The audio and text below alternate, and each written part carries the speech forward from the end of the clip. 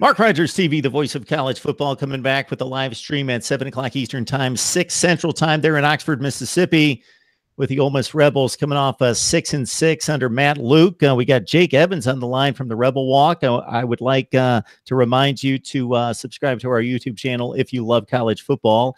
And if you just want to catch the audio, it's at Google Play, Podbean, Stitcher, and iTunes. And, of course, the Rebel Walk. Our friends over there at the Rebel Walk, Ole Miss Evie and company, and she has highly recommended you, Jake. So we appreciate you jumping on board. Thank you. Thank you very much. It's a pleasure to be here. This football team, it's an interesting situation. It's not one that was a whole lot of fun for Rebel Nation here in the last year or two.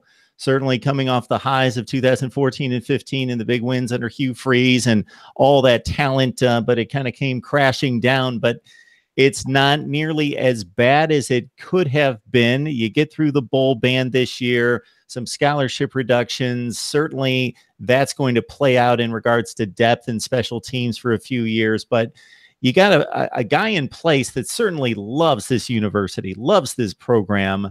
There's maybe some skepticism as to whether he is big enough for the job. It's an SEC job. Can he handle it? So your thoughts about Matt Luke?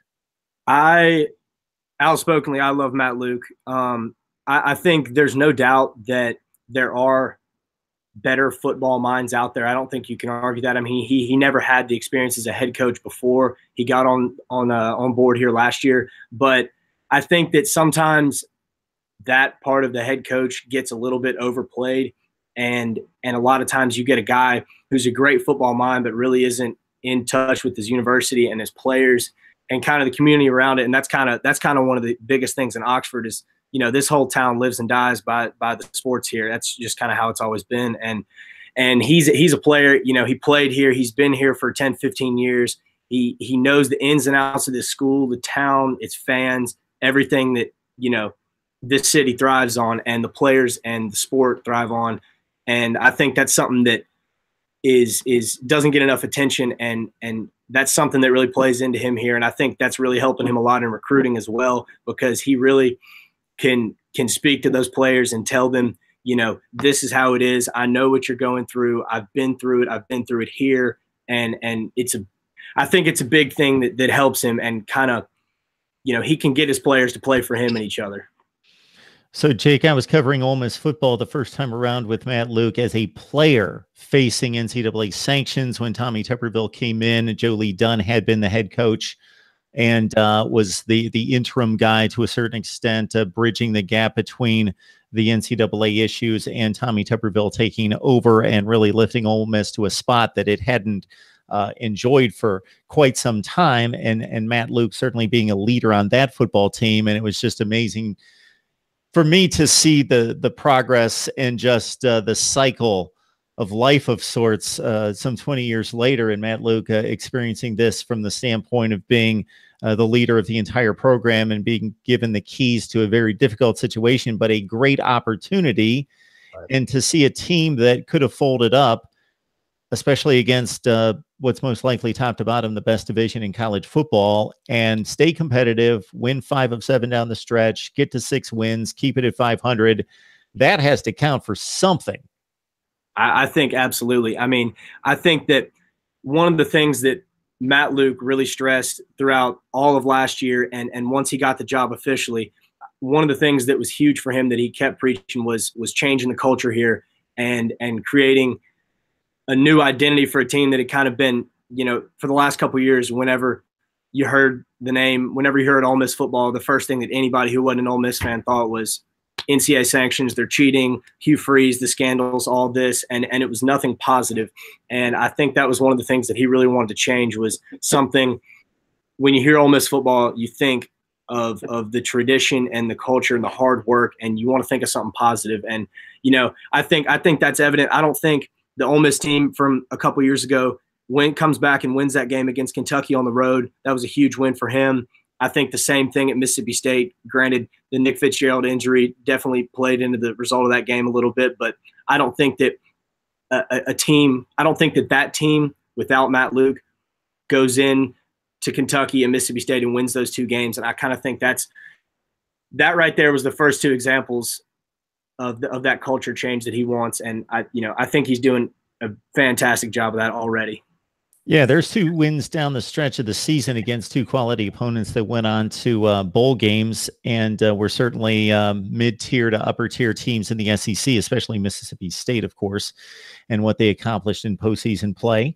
Uh, Jake, we understand that the school is appealing, the football program appealing the 2018 bowl ban. So there is some hope that possibly postseason plays in the cards this year, and you don't have to suffer through another season in which you know that the Egg Bowl's the end of the line.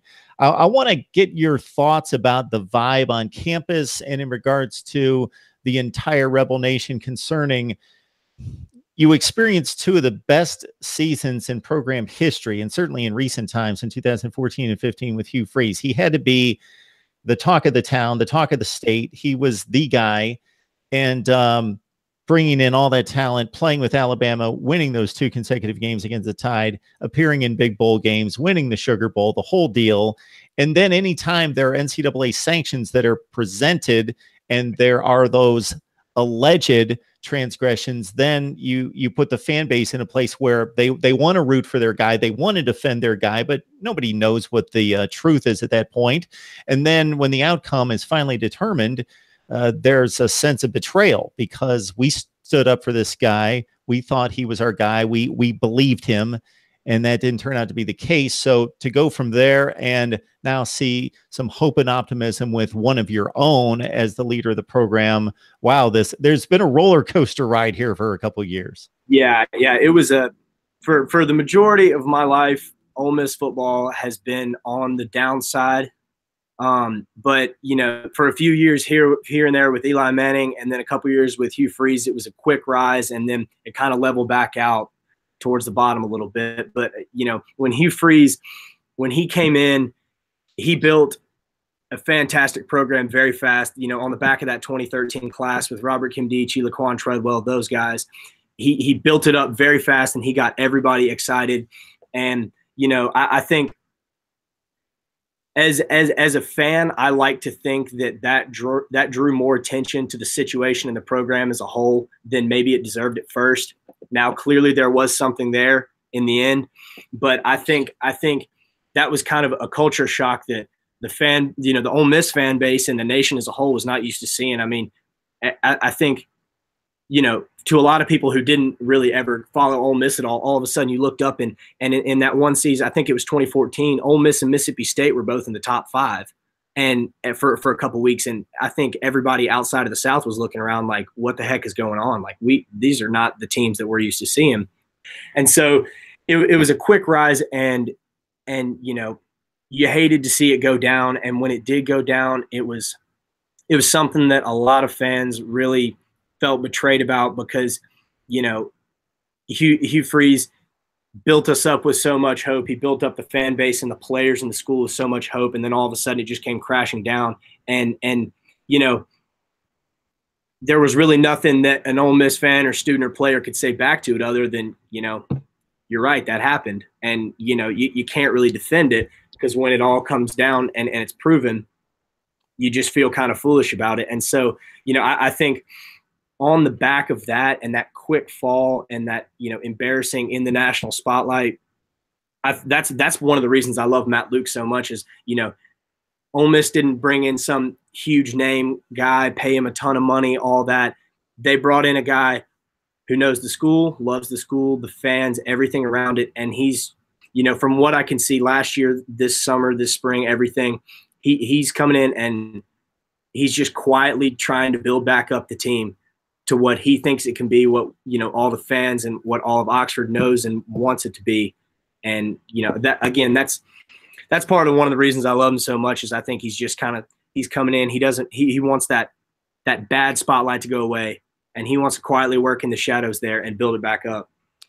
All right, Jake, we're going onward. We're going forward. We're going to push forward to 2018 and look at this Rebels team competing in what's most likely the best division in college football. And, of course, you got a quarterback in Jordan Ta'amu who had to take over for an injured Shea Patterson. Now, obviously, the much publicized transfer to Michigan. But Ta'amu really acquitted himself down the stretch, 11 touchdowns, 4 interceptions. This team second in the SEC to Drew Lock's outfit there at Mizzou in passing yardage in the SEC last season. Now, a lot of that had to do with being behind in some games, but still, your thoughts about Jordan's progression and what do you expect of him this season? I mean, one of the things I was thinking about the other day, I don't really know if you could consider him a breakout player per se for this season, but I certainly think that, when I certainly think that he could be that this season. I mean, he came in last year and he made it. He the first time everybody saw him and recognized him was that LSU game, and everybody was wondering who in the world is this guy. We had everything was on Shea Patterson, and all of a sudden he goes down, and everybody's thinking, "Oh my goodness, this is like everything is going down fast." And so when he stepped on, he was great down the stretch. He's another one of those guys. He doesn't draw a lot of attention. He's really quiet, even when he talks to the media. He's not being rude or anything. He doesn't have a lot to say. He just plays, and that's one of the things too. That they've been stressing that they're trying to build up with him this year is him being more of a vocal leader, outspoken, being the voice, of unity on that offense, because there's a lot of returning starters, but he's the one that brings them all together. And he's the kind of quarterback that Ole Miss has thrived with the last few years, as far as having a really strong arm, being very accurate. He moves his feet well, and that's kind of where Ole Miss's offense has shifted in the last few years. And so he was fantastic at the end of last season. I really think he's going to build on that, and especially considering the fact that he's bringing back all of his wide receivers and his offensive line. I really think he's in a good position to have a fantastic year this year.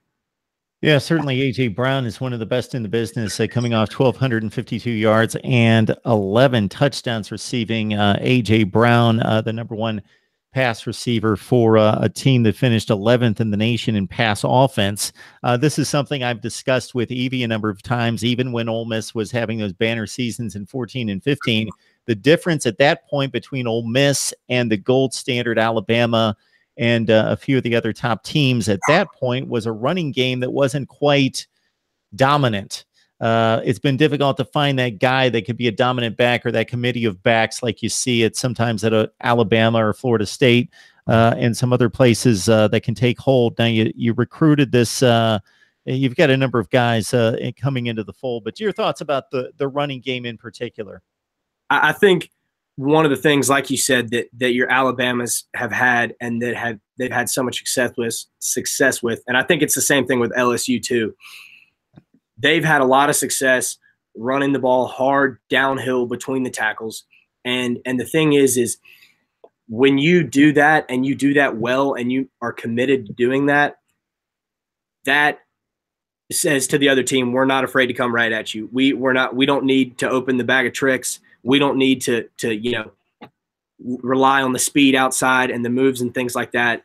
They just want to run it right down your throat and let the other team know that they're there. And that's one of the things that Ole Miss has really struggled with the last few years. It really seems like the last few years, with the exception of Jordan Wilkins, who is a little bit of a bigger back, Ole Miss has almost exclusively recruited backs that are under 6 feet. Right now I think we have 3 running backs on the roster who are 5'9", 5'10", right around there. And so, Ole Miss's prototypical running back in the last few years, and it kind of plays into that spread offense, has been, a smaller, quicker guy who bounces around and doesn't put his head down and just run through the middle of the line as much. And, it works well with the spread offense, but one of the things that I really would like to see this year, and I think they've been focusing more, and it looked like they were more in the spring, is having an offense that doesn't just run the ball to keep the offense balanced and keep the secondary, keep them guessing and not have them just bailing out every time. One of the things that I really think that Ole Miss is going to try and take a huge step with this year is having a running game that can legitimately threaten and run the ball downhill and make other teams respect them. And, if they can do that, that makes Metcalf, A.J. Brown, DeMarcus Lodge, Dawson Knox, all those guys that much more dangerous, because you get a lot more of those single coverage. You don't have as many safeties floating around in the back there. That's one of the things that I think Ole Miss is really trying to do this year. And if they can do it, it's going to make their offense a lot more dangerous. We are happy to have Jake Evans on the line. You can join him at the Rebel Walk for the best in Ole Miss football coverage and sports across the board. Of course, we talk college football here at Mark Rogers TV. Please subscribe to my YouTube channel, where we bring on the very best bloggers, broadcasters, and writers in the industry. And of course, you've got to put up with some analysis from myself as well. The audio you can catch at Google Play, Podbean, Stitcher, and iTunes. Just search Mark Rogers TV. So I hate to do it to you, Jake, but we're going to talk some defense. All right. 115th in the nation in total defense last year. Now, that's not the outfit that Hugh Freeze had on the field just 3 or 4 years ago that I thought was one of the top 5 to 10 defenses in the nation. So they got pounded on the ground, 29 rushing touchdowns against this defense at 5.5 yards per carry. So something needs to change drastically there. Is there some hope? I think there's some hope this year. I would love to think as a fan that there's hope, but I legitimately think that there is hope. Ole Miss has, the last few years, like I was saying earlier, since the likes of, Robert Kimdichie and those few years of great defenses that Ole Miss had, since the likes of those guys have left, Ole Miss has struggled, and they've had good players on their defense. They just haven't put it all together as a single solid defensive unit for a whole season. And they've struggled up and down at different times. They've struggled in the secondary, up front, at the linebackers, different things. And so that's been a huge focus in recruiting the last few years because, Ole Miss had one of the best scoring offenses in the nation last year. But if you score 45 points and you give up 48, that 45 doesn't mean much. And that was one of the things that Ole Miss was just constantly in an offensive battle last year, and it put a lot more pressure on guys like Te'amu and A.J. Brown and guys like those to make plays more often. And so I think there is hope.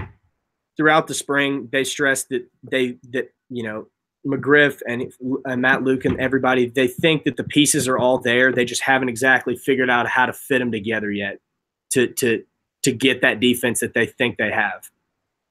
Jake, a lot of college football fans just love recruiting. They can't get enough of it. The gossip and the projection and the conjecture and everything. I just want to see the list on National Signing Day to see who signed with who, and just give me the final list. I don't need all the conjecture for months and months and months. But you got Matt Corral coming into the fold.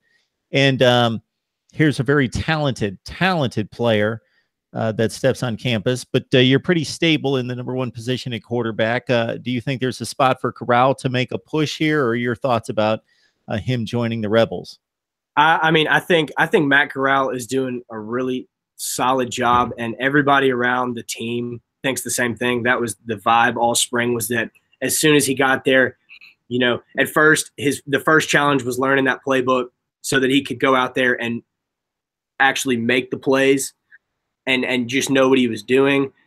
And, I think it sounded like he picked up on that playbook really fast, and he learned very quickly and started to adjust to having bigger guys around him, faster guys around him, and bigger and faster guys coming for him too. And so I think his style of play fits well with Te'amu's, and I think it works to the point where the two of them, Te'amu can help Corral. Corral can look up to Te'amu and see, they kind of have that same style of play where they've got the legs if they need them, but they've also got very strong arms and are both very solid pocket passers. And so I think that Corral under Te'amu this year is going to do him wonders. Honestly, I think, especially with how well Ole Miss's offense has done the last few years, I think he's going to be stepping into a very profitable situation for him next year. And I think by the end of the year that there's going to be no doubt in anybody's mind that that's the guy, and it's not just the next guy in line, that really is the guy that they want. We're talking Ole Miss football with Jake Evans from the Rebel Walk, and we encourage you to join he and the rest of the staff right there, led by Evie Van Pelt, talking Ole Miss sports year-round, so you gain your coverage right there. And, of course, we are tapping Jake tonight for some football coverage, wrapping up the spring and looking forward to August. So, Jake, I'll let you know that I covered Ole Miss along with Mississippi State and Alabama, really the entire SEC, but those three schools in particular, well before your time, like late 90s up to 2000. And I love the NFL, but what distinguishes college football, we could make a long laundry list. But the one thing I'm going to point to right now is that the fan bases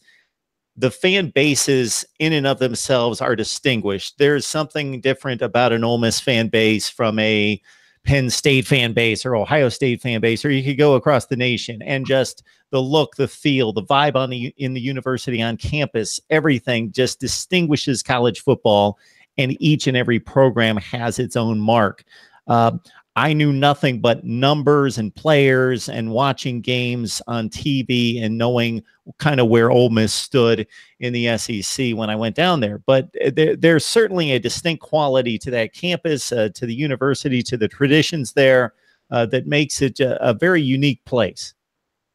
Absolutely. Absolutely. Like I said earlier, Oxford lives and dies by this football team and by this university. And, you know, there's tons of schools across the country, all your small towns, your college towns, your Auburns, places like that say, you know, the school is the heart of the city. And that's the case in Oxford. And that's one of the reasons that it's so great and that so many people love being here, is that, you know, when during the fall, during football season, Saturdays, it's not just game day for the Rebels. It's game day for everybody. The city shuts down and revolves around those 3 hours of Vaught-Hemingway. I mean, it's really crazy to see. I've seen it my whole life, and then this year, my freshman year here, it's really wild that, you know, it's an entire city's effort on the same day to help the Rebels win. And, you know, you get about 60,000 people in the stadium, but then you get tens of thousands more that are still in and around in the Grove, in the circle around the city, that are watching, that are tuned in, that just love it so much. And, you know, that's part of one of the reasons I love doing what I've been doing lately so much, is that people in Oxford, Ole Miss fans always want to talk Ole Miss football. They love it to death. And that's one of the things that is so great about it, is that it's not just those 11 guys on the field and the guys on the sideline. It's everybody in the stadium, everybody in the whole city, and, you know, all the Rebel fans are in and around Mississippi. So, you know, it's a really special place, and that's one of the things that I really think that players love about it, why players want to come here, and why, you know, people, after they go to school here, they stay around Oxford. It's just because it's such a special place. Jake, I've enjoyed the conversation. Appreciate you coming by.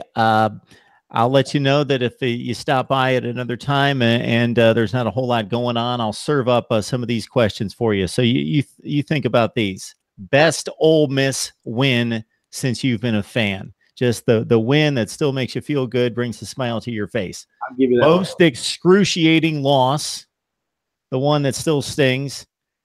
Favorite player, best player since you've been watching. You could go into the archives and go all time if you want to, but I don't want you to do any homework. So your favorite player and the best player since you've been watching Ole Miss football and been a fan, and then also just looking at the current team, who you really like as a favorite player.